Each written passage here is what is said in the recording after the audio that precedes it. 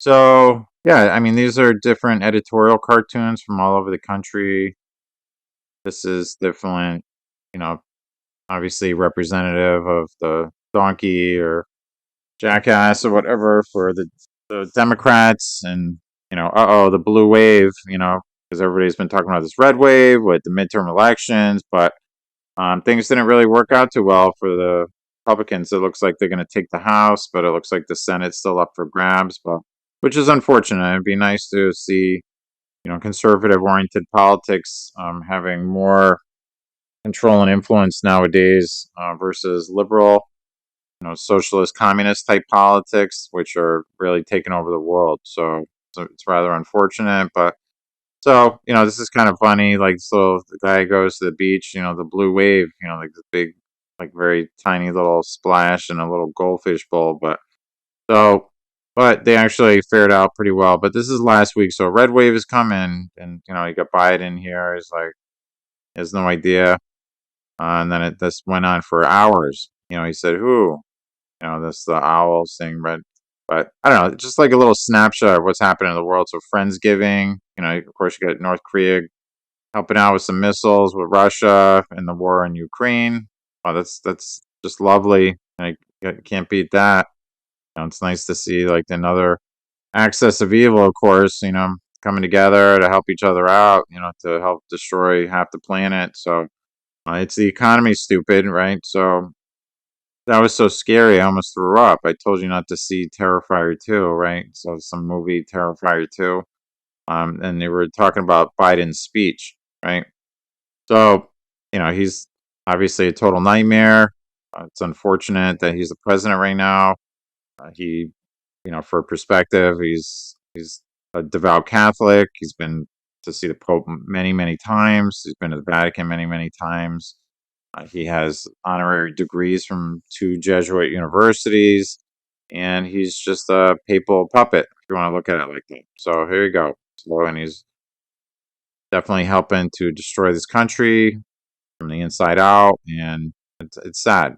A true constitutional republic on the face of the earth, a true place of religious freedom since its inception, and watching it go down the toilet is a very unfortunate situation, to say the least. So, why should I bother voting? Politicians don't care about young people like me. It's because you don't vote. Wow. Or millennials, I guess. That was the whole idea.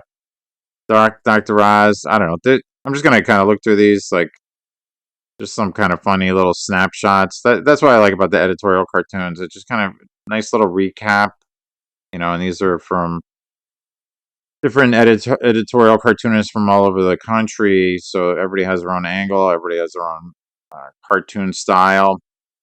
So it's really, really kind of neat, I think. So, okay, grocery shopping obviously is very expensive with high inflation. So Powerball drawing, he's saying he can go shopping now if he wins the Powerball. Yeah, that's how it feels. I mean, I filled up my gas tank and it was $55, which has never been $55. I mean, it's been 42, 43, something like that to fill my tank. So it's an additional, $13 or whatever at least, or, $15 sometimes to fill it up. So anyway, Democrat candidates running away from GOP candidates running away from Trump, running away from Biden, Democrats over here. So everybody wants to kind of keep their distance. They don't want to be tainted, I guess, by certain people like former President Trump and current President Biden. They definitely have some issues. So anyway, quick close the cape. This is Iran weapons, Putin. I guess this whole thing of like Darth Vader is always sitting on top of Putin, being Darth Vader, sitting on top of the Ayatollah or whatever the case, and Khomeini in Iran. So they're definitely in cahoots. So you figure axis of evil is really, I don't know, Iran, Russia, North Korea, China at this point, in various other countries mixed in there. So definitely definitely some power components at work in the world. I mean, some pretty significant influence with those different countries. So find a way for our party to scare, I mean, inspire the voters. Interesting. Yeah, Pelosi.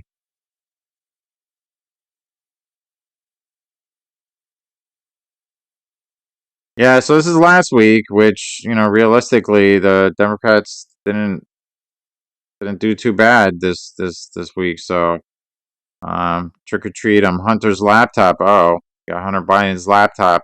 Don't want that. Oh no, it's the Biden home. That's not good. Coming back to haunt you there. So I don't know. I just think it's funny. Like some. Okay, so here I like to go into. This is cuttingedge.org. This is a cutting edge newsletter from the pastor Dave Bay that I look at, every week. And this is I used to go to the same church, and he, spiritual insights into the New World Order. So startling, you will never look at the news the same way again. Okay, so it's news and analysis from Dave Bay. He's the director of Cutting Edge Network. He's, basically a Baptist pastor, and this is an online ministry. They have different things for sale. They have movies, and they make their own films and documentaries and books, and it's really an excellent resource.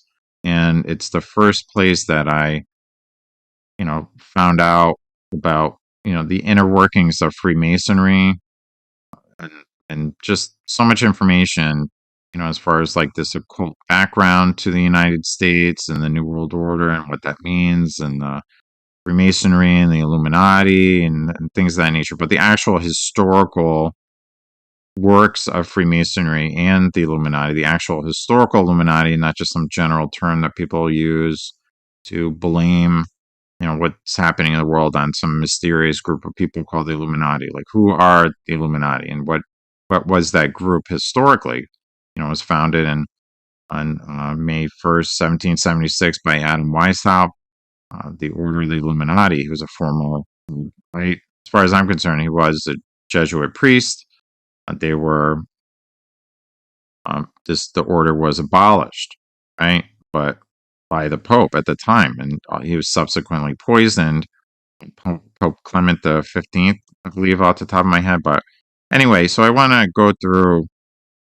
So they reestablished themselves as the Order of the Illuminati.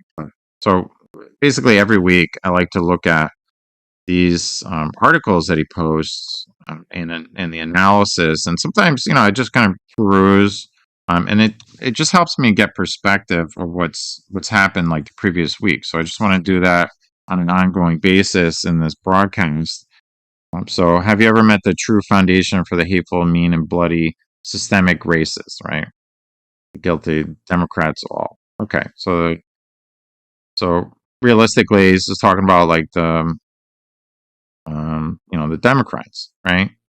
So this is about the fact that, for the most part, like Democrats originally supported slavery, but now they're like, anti-slavery, all the stuff, and everybody that's white is a white supremacist, racist person. But the Democratic Party completely supported slavery way back when.